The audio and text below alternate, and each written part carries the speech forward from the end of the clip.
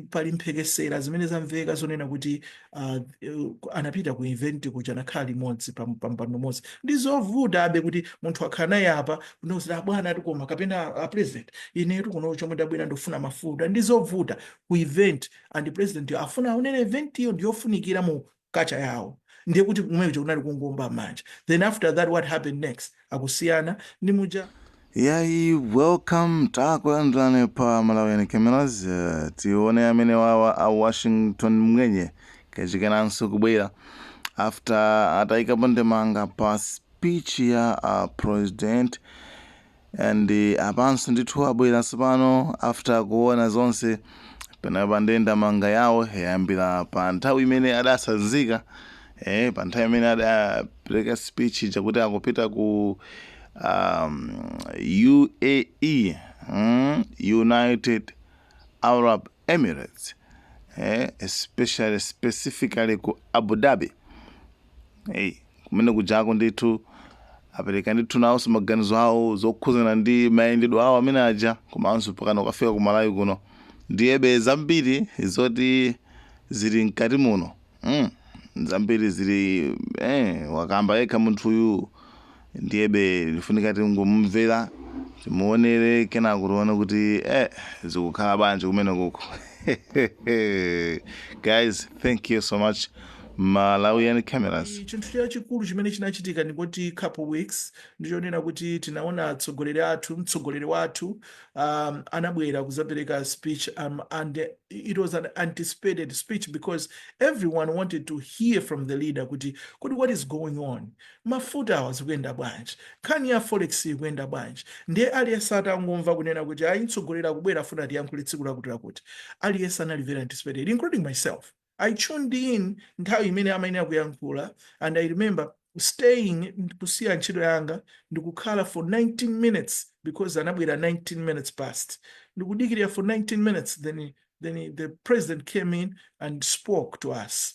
And when the president spoke to us, I was listening very attentively. Ndimafuna ndimvetsetse kuti kodi atsogoleri athu atikonzera zodani. And my analysis, because what I did was immediately atangomaliza kuyankhula president, I responded to what the president presented that day, which was a little bit contrary from what most people tinoda anthu ambiri amayembekezera kuti amve chifukwa nkhani yayikulu, the crisis of mafuta, crisis ya forex. Mwina tikapita ku mafuta kuchifukwa mafuta tikwadziwa it's a commodity, but zonsezi chiyambi chake it's forex. So people are failing to do businesses. Ma opportunities kulibe, mafuta ndi amene wakulibe, anthu akukanika kuti akagwire ntchito, apange ndalama, apange generate income for their families, even for the country as well. So what chimene atsogoleri athu akuyankhula akuti chani? That was the main point. And I concluded that time kunena kuti speech ya Bwana Nkuba imene anayankhula, I think it was a matter of saying akuluakulu ndikupita ku Dubai. And ananena kuti aku Dubai iwo ndi amene alipirira ulendo uja, anayankhula motero. Okay, that was fine. Now, chinthu china chimene anapanga mention zokhuza anthu amene amachita ma demonstration. And I must say here, nani naso kuti I don't comment kapena I do not support demonstrations because ninaona kuti ma demonstration for the most part chimene chimachitika amaononga ma business Malawi amene sandali, amaononga chuma cha anthu amene ajawo, because even my businesses kwakhala kuli mademo manena kuti aitseka nekayi kutseka kumene kuja ndoti we are not making money, kutseka kumene kuja timiza anthu amene ajawo, of course I'll pay them but that's on my loss. So I always encourage kuti anthu asachite mademo, koma we should always remember demonstrations the human right. Aliyense akaona kuti zinthu sizikuyenda bwino ali ndi ufulu opanga demonstrate. Tinakambanso kunena kuti including the children, the kids, the babies, akakhala kuti akumva njala satha kuyankhula, what do? They cry. That's a protest kuti hey mama ndikufuna ujeni MDI, you see. So those are demonstrations and we can't stop them. But what we saw was kumabwera anthu azikwanje, anthu kumabwera azinyawo, kumabwera chanchani, ndikumafuna kupanga that process, that human right. And then I said kuti iyayi tamva munthu wamkulu anena kuti nayenso he condemns kuti anthu ena akazibwera kutsogolo nkuachinjiriza anthu amene akupanga ma-demonstration. We are happy kuti anayankhula mawu amenewo. And atayankhula mawu amenewo mu speech yanga mu response ya ine nanena kuti a police, the inspector general, we are expecting you kuti ayechi ayankhula kuti this was not from his team and he condemns it. Now we want the home affairs, we want the what do we call internal security. Tukufuna a police apeze anthu aja amanyamula zikwanje aja amene aja, they should bring them to book. That's what I said, right? You need to bring them to book, and we are giving you 48 hours. I said that. And kunapita 36 hours, then itinazamvano inspector general anazanena kuti ayi anthu amene ajawa ena tagwira. I had a problem, of course, in the speech verbiage imene inayankhulidwira ananena kuti sanena nambala ya anthu amene agwira, komanso sanena anthu amene agwira before sakufuna apange jeopardize umboni. And ine mu speech ine mujananena kuti those people amene amakhala ndi zikwanje aja amakhala ndi ujeni ndichanish amakhala pafupi ndi apolisi, and apolisi amene aja they can identify those people. Not only that, you can also go ku social media kumene kuli mavideo ambirimbiri anthu amaponya mavideo. You know, we are living in the world of technology right now. Anything that happens, people are capturing it every single time, and you're going to get the information in real time. That's why today's discussion tikambirana za integrity, tikambirana za transparency, because some people think akuza kupanga chinthu sadziwika. That's not what is happening right now. Zinthu zikumadziwika immediately, zinthu zikangochitika zimapeza kuti zinthu zili pambalambanda. So we need to be very much careful.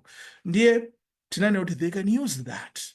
My videos are also ali pa social media. Take those videos, bring them on, and watch them, investigate, and find those mafias, find those people who are doing that. And let's find out, why are they doing that? What's the intention? What is the motive? Who is behind all this will? Kuti amina kupangitsa kuti zinthu ziziyende choncho ni ndani? We need to find out. That's what I said, right?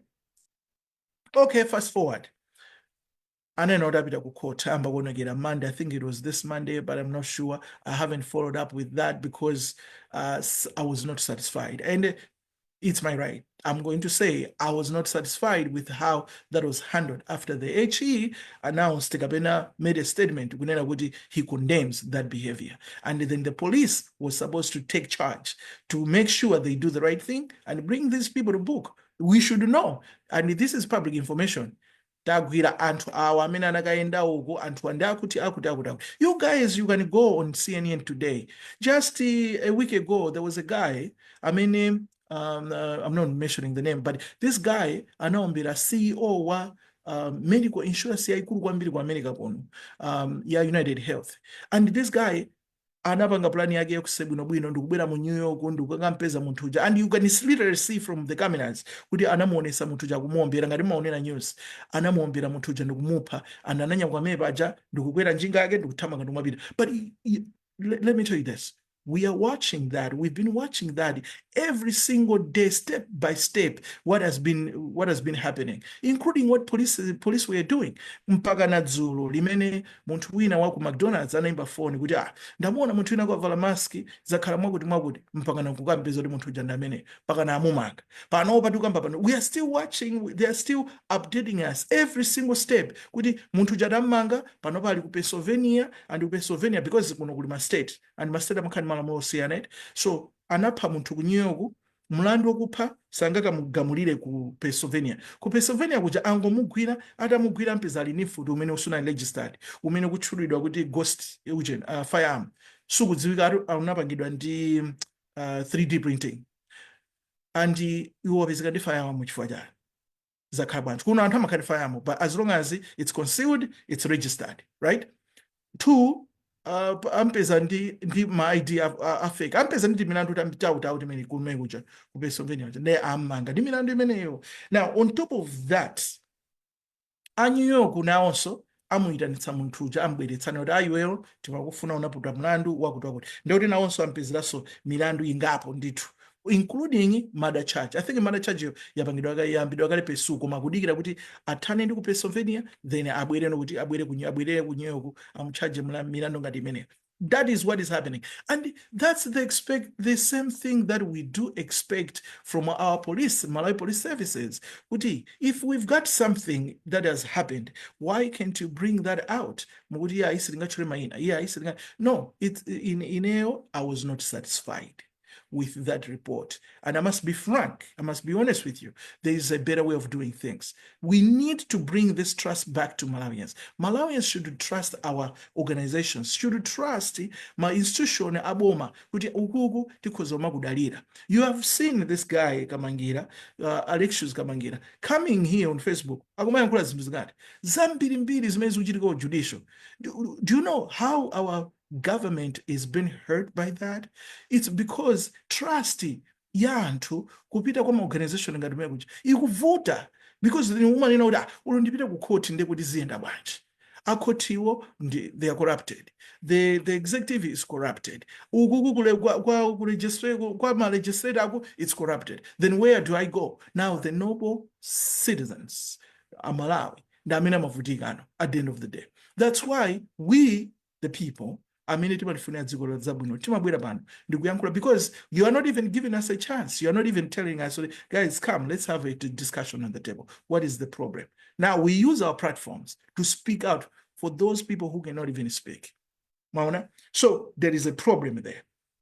Now, the other thing that happened after Mfumu Adatsanzika kupita ku Dubai, ndipo ulendo wa adulira tiketi, ndinayankhulanso ndinanena kuti tipemphe atolankhani athu amene timatcha kuti ma investigative journalists ngati Vicious Eugene Gondwe, magulu akuchita ngati amene aja, tafufuzani, because we need to find out these things. We don't have, tisagone tulo kwambiri chifukwa kufufuza kwake nkosavuta ndikungowafikira ofisi nayo iye ataona kuti mwaitana mtsogoleri wathu, mwapereka ndalama zingati, komanso tafunsa abomanja akupatsani ndalama zingati, alipira chani chachitika. They need to give us the details, and those details, let me tell you, Umaino Babu, that's what we call transparency. These are public offices. Our public offices, you are working for Malawians. And because you're working for Malawians, let's bring everything on the open. Tenti zionetse zimene tikuchita kuti Amalawi tenti tigwireni ntchito limodzi, izi ndi zimene tikupanga panopa kuti tipange zakuti. Maona. Now, ulendo uja tinainawo keen interest, more especially myself, because I suspected something. There was something a little bit fishy. Ulendo uja ndinazamvetsedwa the following day ndi anthu ena kuti kukunyamukanso gulu la anthu ena ake akupita nawo ku ulendo umenewu. Then I said, what is this?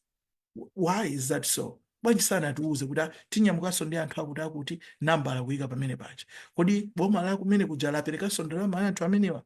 Now, chinthu chimene ndinazapeza kuti ndafufuza ndikuchipeza on the way was kuli event, the 53rd March of Union, imene anapanga invite ma heads of state angapo, notice angapo ambiri tingoteno, koma anthu ena osanapite, koma ina anapita.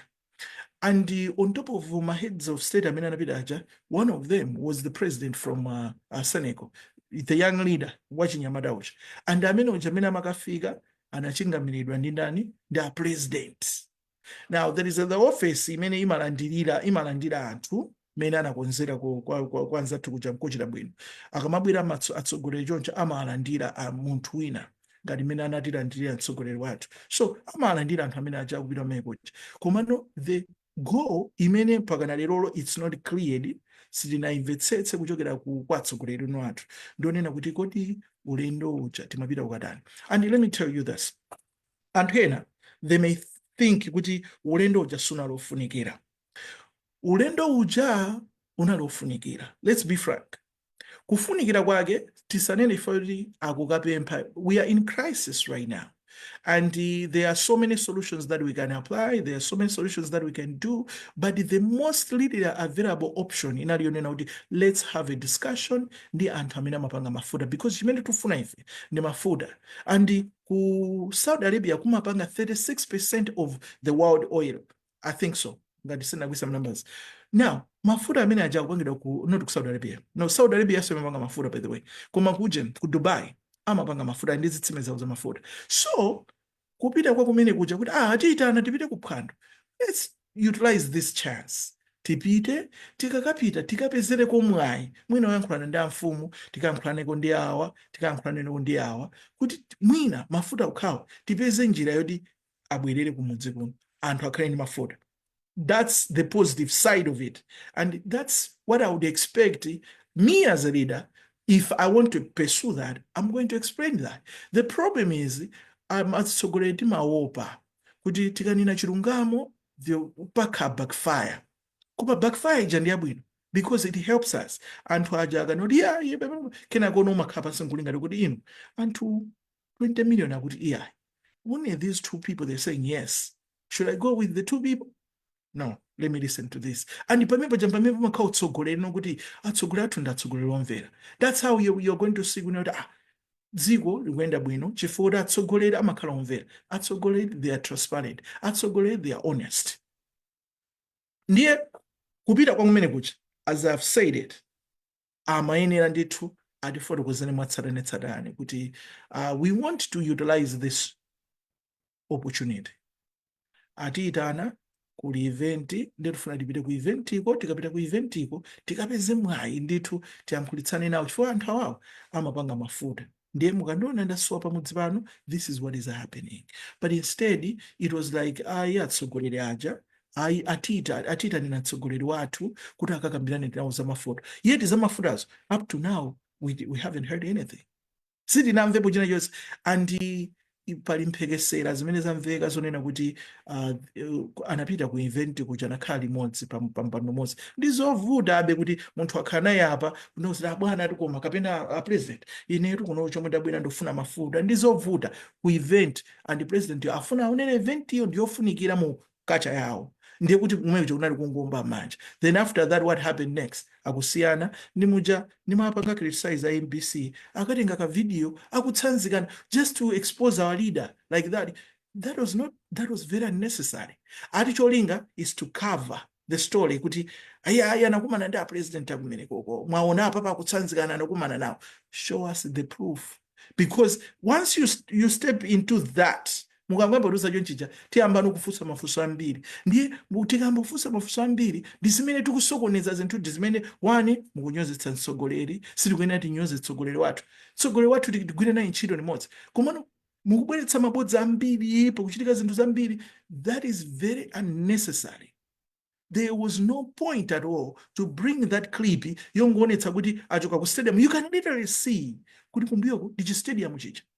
And then ayima pansi paja kupatsana mone akusanzikana mwende bwino. And so by the way, let me tell you this, those people who chizungu chawo chimakhala chovuta bola mtsogoleri wathu amayankhula chizungu chabwino koma communication mepa japo inali kukhala bye oh yeah good bye sangakhale pansi nkukambirana za chinsisi zomasuka. Koma pali mphekesera yonena kuti they called kuyankhulana pa phone kaya panayankhulana pachani. I'm not sure about that. I'm not very certain. I'm not going to say it loud, but pali mphekesera mene. Now ineyo komwe ndapange loud ndikonena kuti mutakumbukira padzana paja nanena kuti bwana mkubwa ndalama zimene mudaononge kupita kumeneko, I think ni ndalama zimene tingathe kugwiritsira ntchito mwina kugula kuti mafuta tochepa. I understand the efforts that you are doing kuti mufuna mukapemphe mafuta tikatikhale ni mafuta, komano tikuononga ndalama kuti tikapemphe zinthu and zinthu zisizikubwera. And this is not the first time we have done that. Tatumiza kwa VP, tapitako kuma COP29 kuja COP15, tapitako ku Germany kwa papa, tapita konse kuja taononga ndalama zimene zizi tatiyeni tizisamalire bwino chifukwa zitithandizira kuti tingosunthako mastepe awiri kapena atatu. If anything else, tatiyeni ma meetings amene amupange virtually, which kamphekesera kaja kanamveka kuti anayankhula nawo pa phone kaja. What is the point kuti tikapezeke kumene kuja tikakhale kulumu ndikuyankhulana ni munthu pa phone, sitinganatha kukhala naye pa TV ndikuyankhulana naye ngati zinachitika ede? So ndi ma question mark amene amakhala kubwera. Now the other thing is the reporting. It is so bad that even our reporting, even in the media houses, now also apanga now subscribe. I'm a media person, background yanga. Of course, ndine wa political science pano as a political science researcher, koma ndine wa media ndithu ndagwira ntchito ma radio onse aku Malawi, kuyambira ku Radio 2, ku Power 101, ku Capital Radio, ku ku Joy, ku Matindi, ma radio onse momwe mungathe kuwatchula. I've worked there. Now, pa media, as my station now, the national broadcaster, for example, NBC, we respect NBC. It's a national broadcaster. And national broadcaster, of course, it's controlled by the government, but imainina is a kind of bias. When it comes to reporting, you have to be very much careful. This is not right. This is not how we used to do. This is not how the people broadcasting. There's no way you can say kuti ayi anakakumana ndi azitsogolera au anakakumana ndi president wakambirana za mafuta yeti palibe evidence imene yachitika, yeti palibe khadi imene yakabidwa kuti mafuta aja spade on a spade, mafuta aja atiuza kuti mafuta tipanga ABCD angoti takambirana zokhuzira ATM komanso zina zambiri nkhani zake zomakuthera zina zambiri anene akondwa. Fine. Akukaphatikiza somepe chati ati akumanaso with various leaders. Yet if we know kuti ngati pali leader amene akumana nawo nda Asuwadi aja. Asuwadi aja nda amene akumana nawo. And kukumana nawo kwa Asuwadi kuja ineyono maganizo anga ni nzeru zangazo.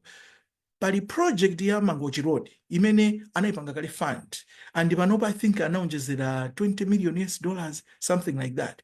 And ine maganizo mwaine, I'm sure kwa maganizo mwaine ndikuona ngati kukumana kumene kuja kunali kokathokoza komanso kunali kunena kuti tioneke kuti takumanaso ndi anthu mayona game chifukwa sininamvekonso chabwino chinachike chachikuka mu meeting imene chachoti chogwirika maona. So that's what happened. Koma amanyuzi aja akanalemba zimene zija anakumana ndi Asuwadi osati with various leaders. Don't say various leaders if you know them, because we the people, we want to know. You are working for us. Tell us kuti munakakumana ndi malida ake ndani, ndipo munakambirana zotani, ndipo mukucha zomwe zachoka kumene kucha ndi zotani. That's what we want to hear. Manifest said. So I'm just laying out the whole story, my understanding in my own world. So the other thing was, ulendo uja unapangidwa extend. Unapangidwa extend because initially they planned kuti munthu wankulu abwera Sunday. Kumano, I get a sense of this. I don't know whether it's a discernment. Koma ndikutha kuona kunena kuti the plan was titengera advantage. Tini pangani machawi tafufuzani tikumanira president bwanji ndi atapita kumene kuja kunapeza president chamwina anali busy kwambiri ndi atazaona masiku atatu akupita koma munthu situkumana naye ndeti tani let's extend mwina after the event tikazangu panga event kena kuti tani tione kuti tikumana naye bwanji mwina that's what was happening. These are just what I'm thinking, not what I know. Then zinthu zijabe zinapezo zizakukanika. Chimene chingandipweteke kwambiri ndisakunamizeni omaino baba ndichonena kuti number one, ngati ulendo onse uja we have funded it from our government money. That is going to pain me more because ndalama imeneyo tikanathamangira zinthu zina zaphindu. The only way we can know that is the government to come on the open and say the truth, because kuli anthu ena kuboma komwe kuja atusa information, and akatusa information trust ija ikhale kunyenyeka kuopsa. Okay, amene anatusa komanso anzathu atulankhani akafukufuku mukanatha kufufuza zoona zake ndi ziti kodi ndalama zimene adatithandizira ndi zitizo. Now on the other note, anyamuka akubwera nde afika. I was so keen. I'm a busy person, but when it comes to how the politicians do things, I always make sure I pay attention. And I do pay attention. And in this anapange chijo sinimapanga due diligence. And nimaonetsetsa kuna ndifufuse bwino ndimvetsetse bwino. Kulankhulana ndi aboma la ku Dubai nkosavuta. We've got ndi anthu ma leaders aku Dubai, aku Dubai ali kunoko, or I get in contact with them mosavudaso. I can ask them, they can have access, they can find the information. Not only in Dubai, so many places. Now, the other thing that happened was anyamuka abwera. I was expecting munthu wamkulu anatsanzika dzulo lija ponyamuka kuti anyamuka ndafika ku airport kuja achitise kansonkhano ka press briefing aitanena atolankhani apatseni ufulu wawo akufunseni mafunso. It doesn't matter if you have failed. It's not only the leader who has failed, it is us as Malawi. We have failed. Now, if we have failed, then what is the next thing that we do? Is not to point out what we have failed on, but to learn from what we have failed and find njira zina kuti zinthu zina zitingapange bwanji. Mwandimvetsetsa pamenepo. Ndiye, it's only unfortunate that some leaders, they don't feel comfortable in that space. That's why ndanena kuti the hot seated tibweretsa matsogoleri pano tiziyankhulitsana nawo ndikufuna ndikumawuzira kuti akulu panotu it's a hot seat. Siri kunyengerera tifunsa mafunso amene simukhala comfortable and timve kwa inu kuti mupanga bwanji. So they need to be comfortable. When you're a leader, you need to be comfortable in all spaces. Amayenera kuti aitanitse msonkhano uja. Akadayitanitsa msonkhano uja ndikuwawuza kuti atolankhani ndabwera ku Dubai komwe napitira ABCD. Ndipo bwera panopa ndabwera ndi ABCD. Ngati sanabwere ndi chilichonse, it's okay, you are a leader, you need to stand strong. Amalawi komwe napita kuja palibe chomwe tabwera nacho, koma chimene tabwera nacho ndichoti anthu aja takambirana nawo za ABCD and zinthu zikhala motere. Amayenera akambe motere. Akateno trust kwa Malawi, trust kwa anthu imachuluka. Manifestation. Because in the first place, like I said, that wasn't a problem kupita kumene kuja. Amayenera apite ndikumene kumachitika mafuta, akapemphe mafuta aja, aone kuti what is the next thing that we should do. Instead, do you know what happened? Mwina ina nosimunaonere koma ili naonera. Instead, what happened was afika akuti afusidwe mafunso wafusafuso ndi waku MBC and funso lomwe wafusa lonso suti ndilinyoze panopa koma ndikanafuna ndikanalinyoza silinali funso lomveka bwino. It was only one question and that question was not, didn't even have anything in it. Munapita ku Dubai mumakapanga zakuti ndeta tuzeni mayindako bwanji funso lija nathapo mpacha yeti atolanka ndipo okay ndinganayankhula molakwika koma atolankhani athu mumapita ku skulu mumaphunzira mafunsidwe ya mafunso kumene kujako ku skulu kumwana kutumani kuja anakutumani munaphunzira and kuphunzira kumene kuja muzigwiritsa ntchito. Ndiye timayenera tikhale ndi mafunso abwino. Tikamafunsanso mtsogoleri palibe kuti tichite kukonzera kuti utakafunse ndiwe weka.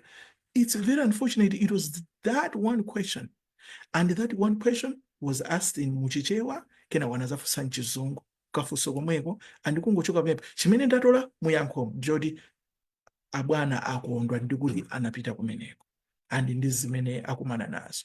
Koma zomwe akumana nazo ndi chani sitikuzidziwa mpaka na panopa.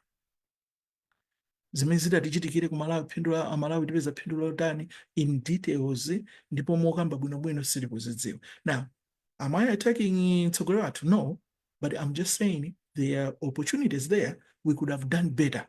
Tikanatha kupanga zinthu mwantundu wina kuti tibweretse that trust. People should trust us kuti we are doing the right things. Kuti our decisions are the right decisions for the country. Not only for one person, but for all of us. And in the end, we should always remember, dzikoli ndilatonse, dzikoli ndilathu.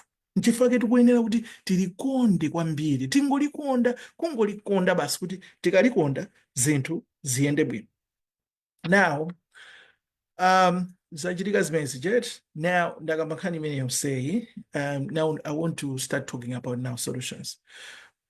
Ndiyambire kwa mtsogoleri wathu. Atsogoleri athu. The reason why mukanika kuti mwina muthe kumabwera poyera kuti yankhula zinthu is because even your conscience tells you kuti something is wrong and you are afraid of that, and because of that, you know, the solution is transparency, the solution is integrity, solution is honesty. Zinthu zitatu zimenezi ndi kuphatikizaniso zinthu zina ziwiri zimene mungathe kukhala nazo ndi creativity. So having a creative mind, imene iso ndiyofunika kwambiri and decisive. zinthu izonsezi zimayendera limodzi. As leaders tikakhala timaona kunena kuti kodi what resources do we have, and we examine our resources.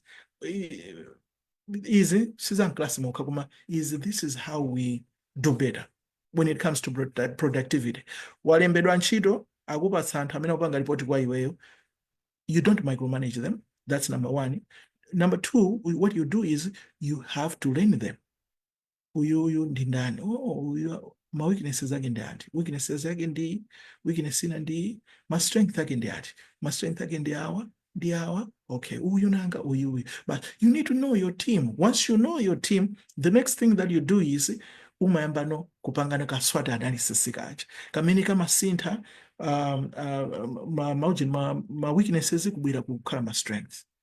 Kandi ma opportunities ukaona kuti awa ndi ma opportunities, you change all that. Ndio matha kumaona kuti uyu ndinampanga timu apo ndi uyu agwira ntchito bwino, ndikuti uyu aphunzira kwa uyu ichi, uyu aphunzira kwa uyu. Not only that, but strength ya uyu ndi strength ya uyu ithandiza mu administration yangayi zote. That's how we do. That's how I do. I don't micromanage. And I'm not saying you should do that, but this is a recommendation. So timaine tikhale pansi tipange assess our resources, and the resources in Dabiri silungokamba human resource. We are talking of even the resources that we have is starting from the physical prudence. And physical prudence, when we talk about physical prudence, this is pure now economics. Tikakamba za physical prudence tikukamba zoti kodi tini ndalama zingati mdziko muno, timapanga ndalama zingati, ndi ndalama izi tigwirisire ntchito chani kwenikweni. Ndipange pause, ndifuna ndikambe nkhani ina pamenepa. Ndamva mphekesera yonena kuti budget ija imapita ku boma kuja, ati kuje ni ku parliament tipanga approve kuli budget ija njani, then after those 3, 4, 5 weeks ija apanga approve kwajedwa ma allowance. The next thing that happens is that budget doesn't work exactly. And if it does work, mwina tamempeso anzathu aboma kuti mutibweretsere mene munapangira budget last year kuti zinthu mupanga chaka chinocho mutionese ndendende ngati munapanga choncho. I've been told ndi anthu ogwira ntchito kumeneko kunena kuti panopa what you are going to see is ma account ena ake akuluakulu aboma amenewo they are overspending. Ma account ena ake at development amenewo they are underspending. And the underspending imeneyo chimene chikuchitika nchonena kuti ndalama zimene zikutsala kuma developmental budgets iko ukukwet items ndi zimene zikumatengedwa kumakalowetsedwa no ma budget akuluakulu aja aboma aja. For the most importantly, it is ma T account, ma account amene amaperekera ndalama. Ndiye that's what is happening.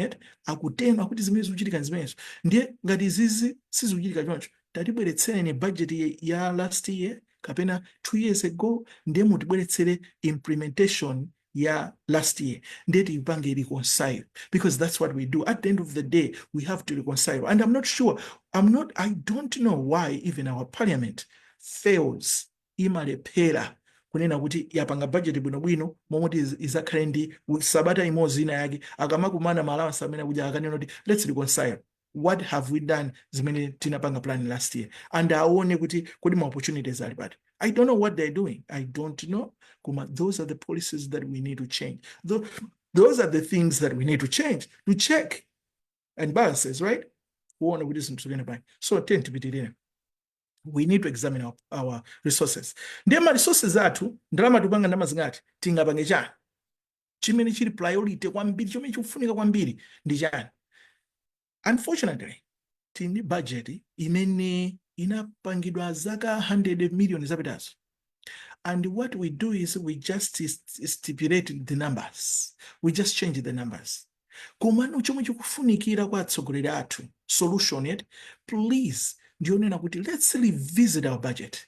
Do we really need this? And if we really need this, why? What is the narrative? Do we really need this? Or else we should come up with another budget. Imene itatiendere ifeyo ngati dziko. Because my circumstances, the situations are so different. Anthu amene ankalemba ma budget anthu manager, ankalemba ma budget anthu imeneyo malingana ndi mmene dziko linalili. Ndiye panopa zinthu zasintha. Economics have changed. are we really doing the right things, or we need to change too? Because if we don't change, then it's compatible with whatever is happening right now. That's my point. Ndiye tikateno tikakhala pa budget paja nkuiona ndikunena kuti ayi panopa tiyeni budget iyi tikuipanga ndiyi. And you can even do quarterly review meetings. Quarterly review meetings, do them virtual. That's your job. What are you doing, guys? That is your job. Instead of going around you kuononga mafuta, kuononga malawances, takhalani pa Zoom ngati uyuyu. Khalani pa Zoom, akuluakulu, let's review our budget. Tinanena kuti the first 3 months tipanga implement A, B, C, D. What have we done? Chimene chatikaninga ni chani. And even bring those reports out to the mass, to the people. People should know the progress. Kuti tachoka hapa, tafika lero hapa. Tachoka hapa, tafika lero hapa. Bring that to the audience. Osati chindime chachitali pa Facebook kumano zokamba zake sizikumveka zimene munena. Anthu amangofuna angomva kuti kodi ku Dubai tatengako mafuta, kodi ku Dubai tabwerako ndi ndalama zimene zitathandize forex. They just wanted to hear these two things. And if you didn't make it, let's be honest. Mafuta sinabwe nawo, forex sinabwe nawo, zativuta ama. Kumano tiyeni tibange chakuti kuti tiyende mwakuti. So tikaipanga assess my resources athu zilipatsa idea what our budget should look like, and then we will start working on kuti budget yathu ija ikhale yogwirizana ndi zimene tikufuna chitukuko cha dziko mwathu. Ndiye ine ndakhala ndikunena another solution here ndiyonena kuti ku Malawi tili ndi zinthu zambiri zimene tingathe kupanga. Chimene chikufunika ndalama ku Malawi tikusuti kulibe ndalama. Kuli ndalama. I have friends amene ndimayankhula nawo pa phone, and when I talk to them, kodi what's your salary? Just today I was talking to someone. Salary yanu akulu ni ndalama zingati? Pano patu ndikugwera chamba 15 million. He's making a lot of money, this guy. I'm not mentioning names. Ndiye kuti anthu ngati amene alipo anthu angati. Tili ndi ndalama zathu Malawi kwacha. Ndiye pempho langa, maganizo anga, analonena kuti ndalama zomwe tinazo mu dziko muja, can we use that to empower people? I'm not saying you should hand out the money to Malawians, but can we come up with a mechanism imene apangeno empower Malawi? Because what is going to happen is once the people on the people should have access to the money, ndalama ya Malawi. And then we should encourage these people, ndodi ma systems matu munja, ma controls atu aja, tipange encourage Amalawiwa to start homegrown industrialization. Ichichi tisajiponye ulopang'ono, tisajiponye. Chifukwa lerolo, mu speech ya bwana ija, akambaso zone wati, ukukutu kalandika chapata. Ndeko kufunika kuti mwina zinthu za agriculture tizithaso kumakatani kumaka apatsa ngati amene aja tikagulitsa ndipatse ndalama zawo zicha ndoti tikupanga forex ndizotheka zimenezo. Koma zimene zitheka bwanji? Choyambirira, we need the people in the country to be empowered. Akhale ni ndalama apange ma business. And let me tell you this, mukamupatsa munthu mmodzi ndalama, mwandipatsa ine tumupereka chitsanzo, ine ndikuyambisa business ndilemba ntchito mmodzi kapena awiri. That money has not only benefited me to have something to do, but also the other 2 people that I've employed. Now, not only those 2 people, I just want to show you where we are when it comes to economics. Ndoti ndalama ija chifukwa ndali antchito awiri aja ali ndi mabanja awo aja akuja kunyumba kwawo akupanga zinthu chifukwa cha ndalama iyi. So it's not only these 3 people, me and these 2 employees. No, it is me with my family, the family yanga, we are 5. It's 5 people plus these 2 people 7, and twawiri amene ajaos and my family zao. Ndalama ija yapanga benefit anthu angati. You see it's more than 20 people. Not only that, anthu amene wawa kuti moyo wawo tizena kuti achita benefit, they need to go and buy stuff. Azikagulaso kwa aneba, akagulaso kwa ena, ndiye kuti tapangaso boost business ya anthu ena aja. Economy pamenepo yapanga diversify, and things have changed. And that's how we can put money back into circulation. Izizi sizokufunika kulowa klasi, izizi zongofunika kumvetsetsa kuti what are we doing here? So that's why ndunena kuti ndalama ija ikufunika tiapangire empower Amalawi. Instead of the government doing what we call domestic borrowing, kukabwereka ndalama cholinga choti apangire rani mashow awo aiwowo atifuna tipite ku Dubai, pafunika ndalama, pafunika allowance yawo, tifuna tipite tikapange msonkhano kukasiya, pafunika. Instead of doing that, if you take that money and divert it nkuzipitisa kwa Malawi, you are going to see how our country is going to develop. These people aziphika mandasi lwawo, mandasi omwe akuphikawo, it's going to help our country to generate income. Mandasi omwewo, it's going to help our country economy yake kuti izipita mtsogolo. Now, on the other note, not only mandasi, tufunano as boma, as leaders, muyambe kupanga no encourage anthu awawano ambopanga homegrown industrialization. Ndimanena ija kundilande kuja kuli anthu amapanga ndowa, ndimanena kuti kalekale kunali ndowa zimakhala ndi pozungulira pakati pa zochepa kumbuyo kwete. Ndowa zimene zija, do you know kuti ndowa zimene zijazi zomwe zija tidapita nazo pa Zambia, pa ku Zambia akazikonda, zinali ndowa zolimba. Mapoto omwe okhometsa pa ndilande paja, anthu amakagula mapoto amene aja. Yes, we can talk about quality ikhoza mabwera next, because the first step is let's start to get things done. Timapoto tomwe tija, do you know kuti kuti pompa pa Zambia, pa Zimbabwe pa amaphikiranso anthu timapoto ngati tomwe. Sikuti kuli anthu olemera kwambiri kuti amafuna zimapoto zabwino. No. As long as we have something, kandi chochepa chotani, kandi whatever, even massage. I remember the other time I was in Nchinji. Kunchinji kuchamuka ngani, massage amena masisera. Akuchokera ku Zambia. Ndifike panoti yaikulu kwambiri. We are thinking of infrastructure development ku Malawi, anthu akumanga manyumba, akumanga chani. Do you know kuti panopa matailos over 60% ya matailos amene akubwera ku Malawi apangidwa pa Zambia pompa? Pa Zambia pompacha. Why can't we have anthu ayambe kupanga matailos athu? Na feso tigulitse ku maiko akunjaja. Kugulitsa maiko akunjaja chimene tikunenera ndichonena kuti itibweretsera forex yoti kuifuna kwake nkunena kuti mafuta awa sitigula m'makwacha, tikhoza kupita kukanyengererana ndi boma lina lilonse kwauza kuti tipange G2G, imene mukuti government to government. At the end of the day, kodi olomo apase makwacha apanga nawo chani? That is the question. Ndiye iwo ajaona so kodi interest yathu ndi chani? What are we getting out of this? Because at the end of the day, wina aliyese amene amalowa mu business, contractual business, amafuna aone phindu. Olo banja atu limene aliyese amafuna aone mo phindu, kodi phindu lomwe ndalowera mbanja muno ndolodani. Ndiye kuti tikwenera tikhale, we should add a value to their system. Tipange add value, aziona kuti apa pali phindu apa. Ifeso tikhale kuti tikupakulaso phindu lathu pati tupakula phindu. So pali zinthu zambiri ndithu zimene tikhoza kukhala ndikuyamba kupanga. Koma the first thing is, let's empower Malawians. Amalawi amene akungokhala panopa, amalawi amene amaliza masukulu koma alibe ntchito, amalawi amene akufuna atapanga mabusiness koma alibe ndalama, let's empower them. Musandibweretsere pano kuzanena kuti kuli NIFU. That's not what we want. NIFU, we have seen NIFU, it is a political tool and it has not helped anyone else. And tamakangotenga drama koma tufuna anthu they should have access to the money that is in the country. So dziko boma lisiye kubwereka ndalama, solution itu imene. Lisiye kubwereka ndalama.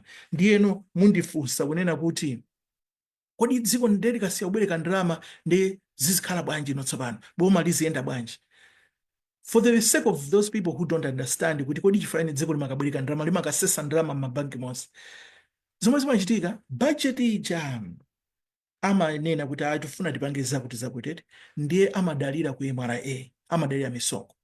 Ndiye misonkho ija ikakhala kuti sinabwere yokwana, ndalama koma ikufunika, ndiye amapita ku banki kuja kuti atibwerekeni ndalama, ifeyo misonkho ikabwera tikubwezerani. And the people are making millions, billions. I'm telling you, I have one friend, I'm not going to mention the name, but he is a billionaire right now.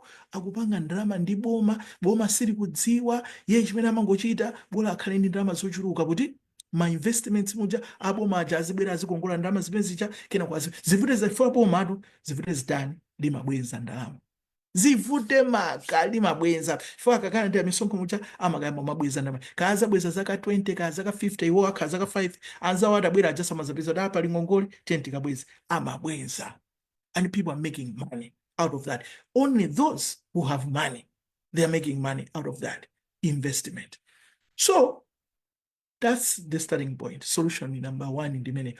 homegrown industrialization. Let's enforce it, let's encourage it, let's empower the Malawians to start doing these things. Kaya ndikulima, kaya ndikukonza tomato, mwauza kuti ndalama tu zilipo apo. Amene akufuna, ndoti mukasira mabanki aja, that will be the job for the banks, not for the government. Mabanki aja, mwauze kuti strategy panopa, this is what we want. Ndalama tu pali 100 million. Amene akufuna ayambitse business yopanga tomato sauce kumalawi kuno ndi ndani? Timpanga fund. TN tuone mugamba pa mupanga chani. And iwo aja, they should be dealing with the bank. Todi abanki aja akumapita umene kuja aonetsesa kuti business ija ilipo difoda afunika atolere ndalama ija, akatolera ndalama zija abwenze ngongole. Ndi ma interest aja ndoti the bank is making money. Ndiye kuti mukateno mudabwa kuti anthu akhala ndi ndalama zambiri, anthu samavutika, anthu samakuwakuwa m'misewu, zinthu zikhala zikuyenda bwino. Mwayiona imeneyo?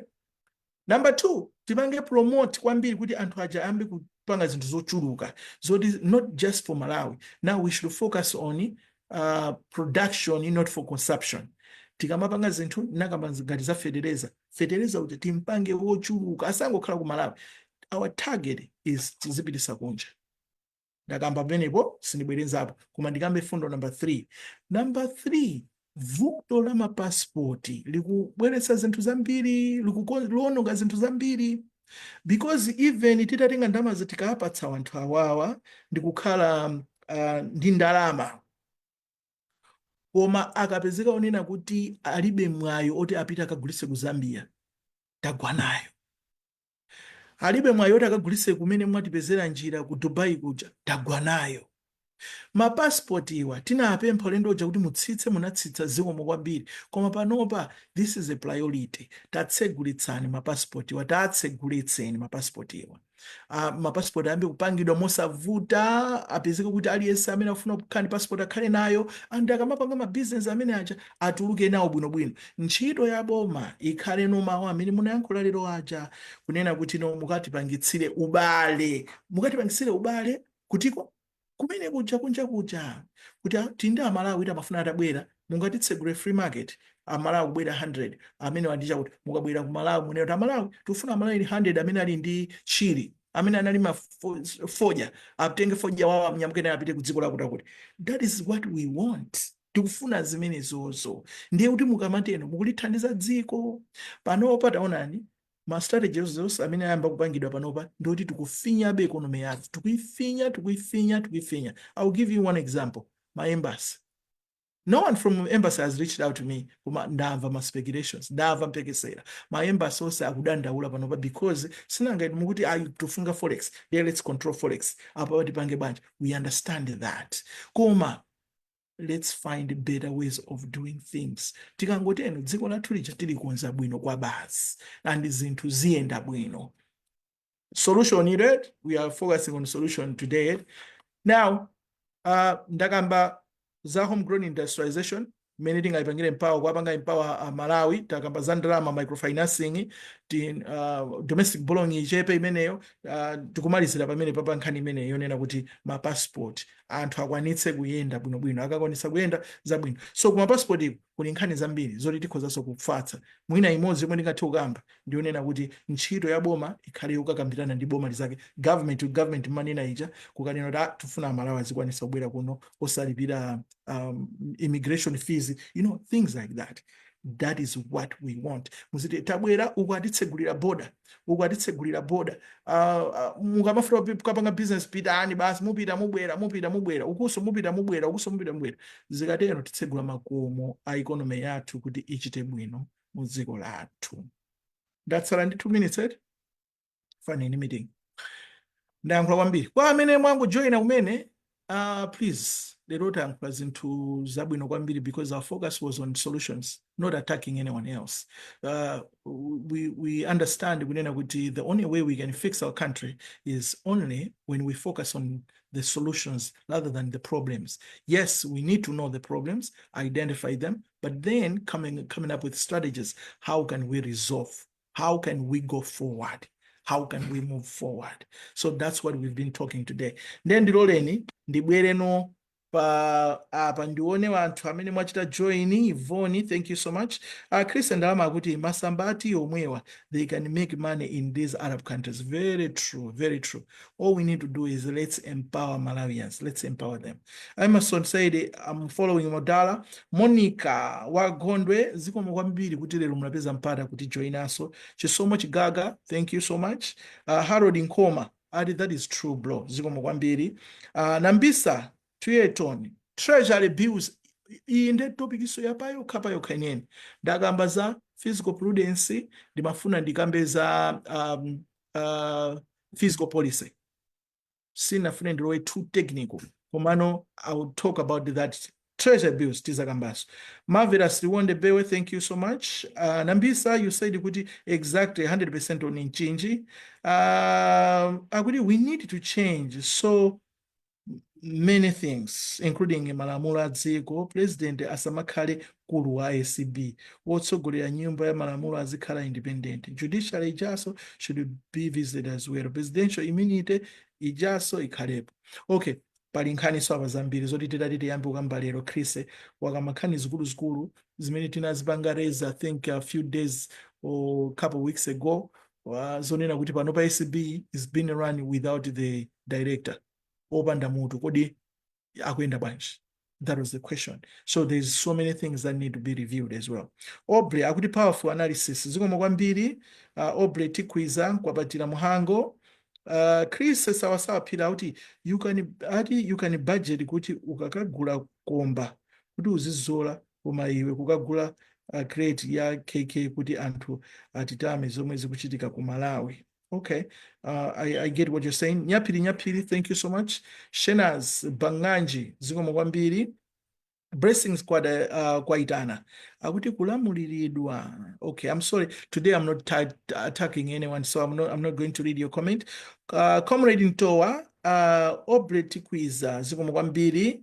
Akuti ineyo as Chris Ndalama ndikuona kuti atolankhani aku Malawi safusa mafunso oyenera. That's why I'm Minister of Information amapita pa TV nkumatinamiza. Okay, here's the thing. On that, we need to talk about professionalism. So I'll talk from my shoes, experience. I think chimene chimachitika kwambiri ndichonena kuti timaopa atsogoleri athu. Number one. Number two, atolankhani eso ena amakhaonena kuti ajetsedwa kena kake ndiye achita kupangidwa. It's like they have been programmed to do something that they're not supposed to do. Now, misaija akuluakulu amisaja amene ayambe ndikukhala pansi koma zonsezi titati tione komwe zichokera ndikumphawi chifukwa atolankhani aja makhaso nawo akudusana ndi mavuto akuluakulu ndi wina amabwera amazauza kuti ayi tagwira kandiramaka tabwera unditane pa interview yako ku TV ndi amapita omwe kuja ndi you'll be surprised kuti this guy amafunsa mafunso ovuta koma what has happened mmene akuafunsira akuluwa padusa ndalama ndi that is another problem imene tenayo. Levison Masanza zikomo kwambiri. Issue Tonex zikomo kwambiri. Lameki Jao Temba kuti watching from Machinjiri area 1 kwathu kwakale kumene kuli makhala kumatabi kuja kuchiwasa tikamapita kunthemba kukona kwenikweni. Akuti where are you residing? Where you were residing? Oh, you knew that. You knew this. Lameki okay zikomo adi behind. Yes. Zikomo kwambiri Lameki makhala kumene kuchi. Masida kumwenda, our president have bad advisors. Malawi is being run as a church. Okay, that's another thing. Another thing is, we're not here to target personalities. And I must say this in loud, in capital letters. We are not here to target and attack personalities. But we are here to kutana dichitaganya chikhalidwe. Chimene chimachititsa kuti anthu azipanga zimezi. So if we fix this, let me tell you this, tikapanga fix my policies, what is going to happen is, oloweni mutazakhala president, muzayendera ma policies amenewo, ndoti zizatithandiza kuti inuyo muzizapanga zinthu zolondola. Manivesese? So focus yathu, we should be thinking about that. Ati koma ndiye tayenda since. Okay, ndiwerenge Tandix wamshali zikomo kwambiri. Zikomo kwambiri pepani zina zomwe ndikumphazi ndizonena kuti panga target anthu ndiye sindikufuna nawo panga nawo. NBS Bank was watching. I'm so happy that NBS Bank today chose to watch us. Zikomo kwambiri. I think zimene takambirana azimwamva. Thandi kwamshale dziko lino sikuyenda. Okay. Zikomo kwambiri Chipo Magareta ndakunyadilani anayenda akuti the IG is illogical and she is showing how unserious she is. This is an indication that she is not serving Malawians but the MCB government. I mean, that's too personal. I wouldn't say that she's illogical, but what I would say is, can we do things better? I Inspector General, Ankani Manager, can we do things better? We need trust. Malawians need to trust the MPS. And the MPS yakhala ikupangidwa trust kwa zaka zambiri. And let's not spoil the fun, right? Hanok Chizungu Chino. Okay. All right. Ngati sinawerenge ati zinthu sizikuyenda bwino pang'ono. Okay. Ngati sinawerenge message yanu mundikhululukire. Ndipite kumapeto kwenikweni. Do we need to change? For example, we can't be importing toothpicks. We can make them here and produce more for export. Very true. Tinaka ambari zimeze, tugambira be solution ndi yomutakambirana nayo yamba. The government should help the country to empower its people. Osadi nifu mubanga ine ingo kala surplus. Koma the priority should be make funds available in the banks. Do you know what I mean? Say 5 minutes. Okay, let me see. Hold on. Okay, good. But let me say this. My bank and NBS Bank maonera ngati muli bomb password.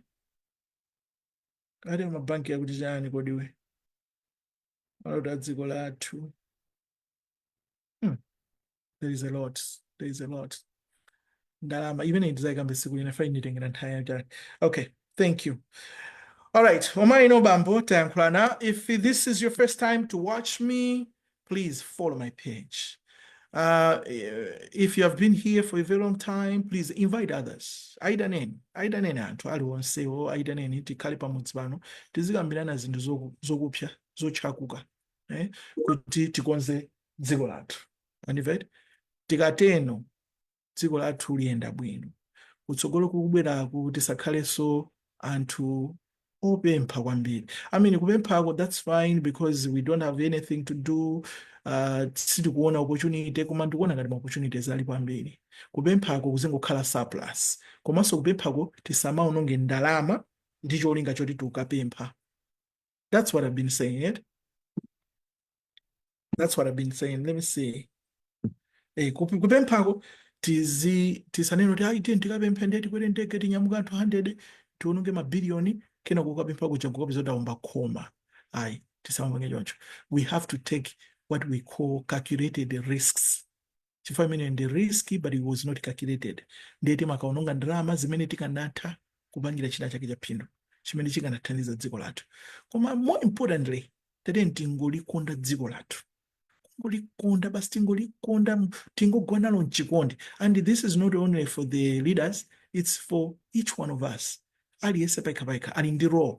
Tingolikonda kungolikondetsesa ngati kuti likakhala banja ngati mkazi wampeza kumene. Kungomukondetsesa tingolikonda dziko lija. And tikamakamba zoti kodi anthu ena amene sinu atsogoleri mungalikonde bwanji ku dziko pali zambiri.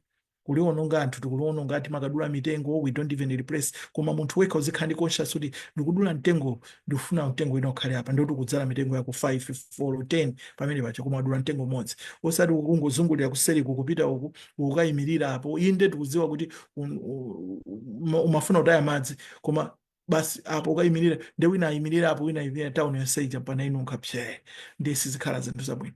Ndi tilikonde basi tingolikonda dziko lija kulingolikonda kenako in the next 5 years, next 10 years, I'm telling you, Dubai amene tukumakampempha linali dziko losauka. Google it. Just Google it. Mulipange Google. Linali dziko losauka koma anthu anangolikonda. Lero pano patikuzani pano zipatala nzaulere. Ngati uli nzika kumene koko ukadwala ndiye kulibe mankhwala kumene koko kuyenera upite dziko lina, boma will pay for you to go there. Ngati wapangisa ukwati boma will give you 20,000 US dollars imene lero tikamaiamba ndi 60 million Malawi kwacha kukupatsa kuti kupangisa kwati ndalama iyo mupangire mabudget boma la kumene kokoto koma ndi dziko kuti anali amphawi kwambiri. So what happened? Anasintha bwanji zinthu ife tingakaniko sintha kodi iwo achasotu ndi anthu mukakacheka mukapeza kuti akutuka magazi ngati ifeyo ali ndi maso awiri ali ndi makutu awiri ali ndi mutu wawo umodzi ali ngati ifeyo. So if those people were able to do that, can't we do it? We can do it. More especially dziko lathu, we've got resources that can make us to be rich. Tili ndi nyanja, tili ndi mapiri, tili ndi zigwa, tili ndi minerals. We've got everything that we need. So there's lots more that we can do. Waona? Kebana, ndimakonda kuyankhula. Ziko muombere. Mulongodzi wakudalitsa, akudalitseni, mukumbukira mapemphera. Kumapemphera dziko lathu, tizapemphereranso azitsogoleri kwete. Kumapempherera kwambiri azapatsa nzeru. Chifukwa akapatsa nzeru ndikuti Like, share, Malawian Cameras.